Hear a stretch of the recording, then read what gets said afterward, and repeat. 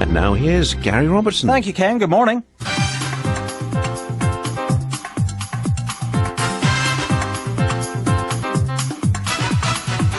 As the fight goes on to save the Rover car plant, do you buy British at every opportunity?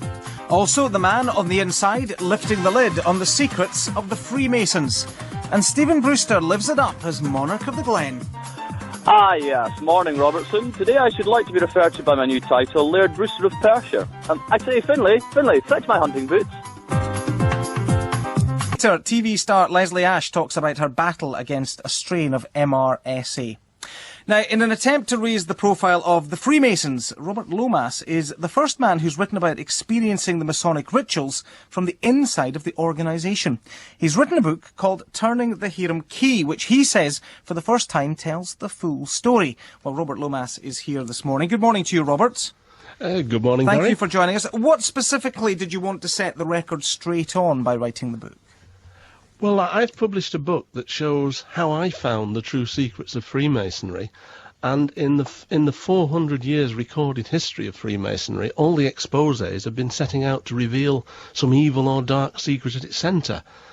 I've actually revealed that there is a secret at its centre that is worth knowing and is worth knowing for society. I can't give you the secret because you've got to learn it for yourself, but I can describe the emotions I went through, the rituals I went through, the myths and the symbols that are behind it. And I think that if Freemasonry is going to survive and prosper, we've got to lay out what we're really about. We're more than a charity. We're a path of spiritual improvement. We're a way of making good people better. And if we lay out what we're about and explain what we're about, then we won't be looked on as quite so spooky. So it's quasi-religious is the basis of the whole thing? No, it's not religious at all, because Freemasonry isn't a religion. It's about... It teaches you all sorts of interesting skills. It teaches you public speaking. It teaches you how to have a good memory. It teaches you social interaction. It teaches you to avoid confrontation over religion and politics, because the discussion of them is completely forbidden. And it teaches you to have an interest in science and democracy. And I think if more people were aware of exactly what Freemasonry is about, we wouldn't be looked on in quite the askance way that we are. Well, sure, but we're not a Freemasons secret organisation trying to rule the world. Well, that may well be the case, but to some extent, you must agree that Freemasons only have themselves to blame that people have that perception because of the secrecy element for such a long time. People were being asked, and probably still are being asked, to join an organisation of which they're told nothing until they join, and that's a very odd way to go about things. I think that's exactly the problem. And it's a problem that's really arisen since the end of the First World War. Freemasons were seriously persecuted during the war. There were something like 250,000 Freemasons interned in the death camps, along with the Jews and the Gypsies, and put to death simply for being Freemasons. And at one time, Freemasonry was very open. People would parade in the regalia, they would set foundation stones, they would carry out long parades in the streets, and they would talk quite openly about what they got out of Freemasonry. And it seems that Freemasonry has been driven underground. And part of the problem is, I suspect a lot of the people who go through the rituals know that they work on them on a spiritual level, and they're a little bit nervous about talking about it in public. Tell us about some of the rituals, then, that you think people might be surprised about, that they may not know about. I mean, jokes abound, and to be honest, I've been making them this morning about revealing your nipples and rolling your trouser leg up, etc. Oh, yes, we do all that as well. And what is the purpose of that? The purpose of it is that Freemasonry works by telling you mythical stories in a ritual manner. So effectively, you're put into a situation where you have to live these stories. So you live stories which tell you about how the sun moves in the sky, tells you about heroes of the past who would die rather than betray their secrets. It tells you about how you should study the hidden mysteries of nature and science in order that you should better understand the nature of the world and your place in it. It tells you where you fit into society and how you should interact with it. For instance, in one of the rituals, you're placed in the position of a foundation stone of a building, and you're spoken to as though you were that foundation stone, and you're told how important that foundation is, and how important it is to have a good foundation. And you're moved about according. The first degree takes place where at the point of the rising sun on the shortest day. the second degree at the point of the rising sun on the longest day.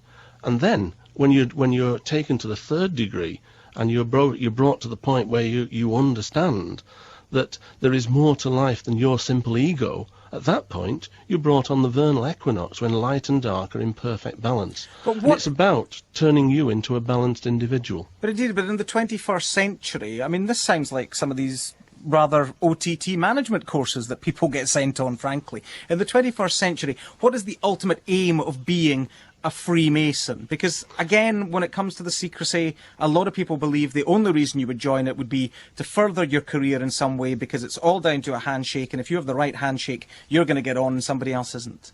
It doesn't work like that, because if you actually try and use Freemasonry in that way, you'll end up getting expelled. So, well, what would be the point of actually shaking system. somebody's hand in that way? Why would you even want to tell them that you were a Freemason? You only ever do that in lodge, and it's basically a way of identifying yourself, to prove that you've gone through the rituals and that you have done the initiation process. But it's funny you should say it's rather like the top rank management course, because I teach at the School of Management, and the techniques we use for action learning, role play, are very, very similar to the techniques that are used in Freemasonry. It was that similarity that first made me realise that there was something deeper in this. And it's something that's evolved over 400 years. The top rank management schools are just rediscovering the secrets of creativity and improving people's state of mind that Freemasonry has known for 400 years. Well, Robert Cooper is with us, curator of the Grand Lodge of Scotland. Robert, good morning to you. Good morning, Garry. Is what Robert's saying right, that ultimately he's demystifying this organisation and may encourage others to look upon it in a more favourable way, or is part of the charm of Freemasons the secrecy that surrounds it?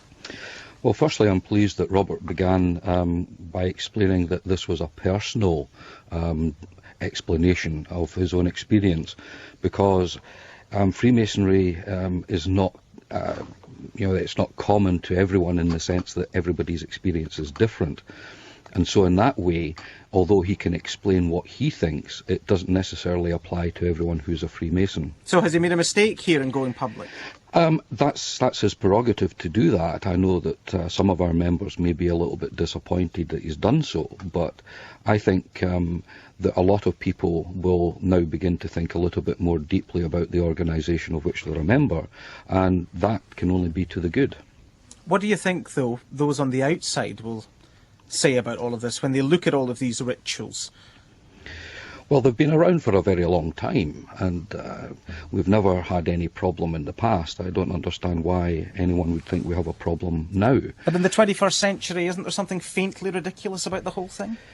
Well, that is a perspective from people who are not members, and the fact is that we continue to attract members, and in that sense we're successful, and that success speaks for itself. Well, indeed, but that's another issue as well, isn't it? In that, if I wanted to join, where do I sign up? Well, you're more than welcome to come and see me in the Museum and Library in George Street here in Edinburgh, and I'll happily chat to you about that.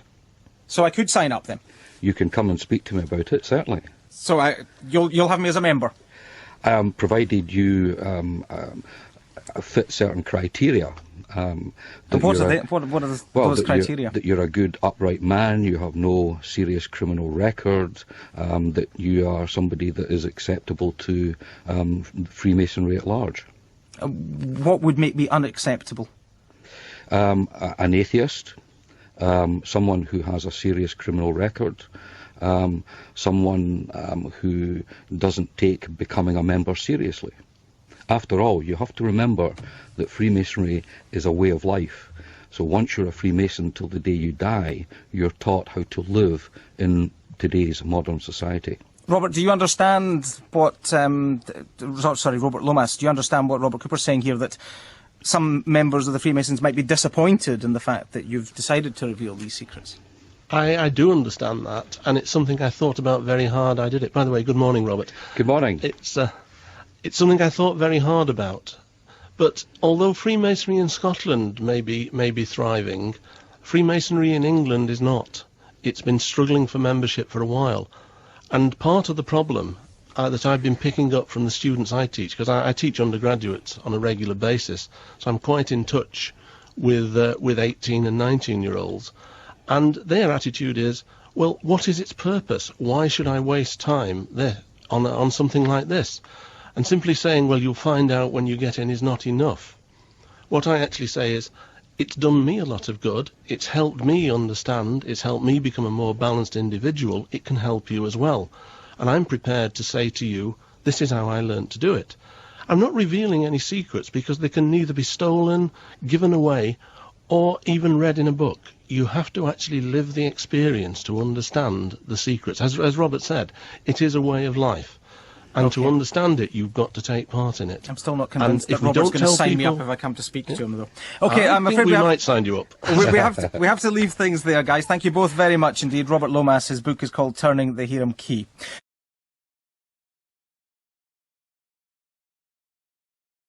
Thank you for watching. If you enjoyed this video, then please click the subscribe box in the bottom right-hand corner of the screen.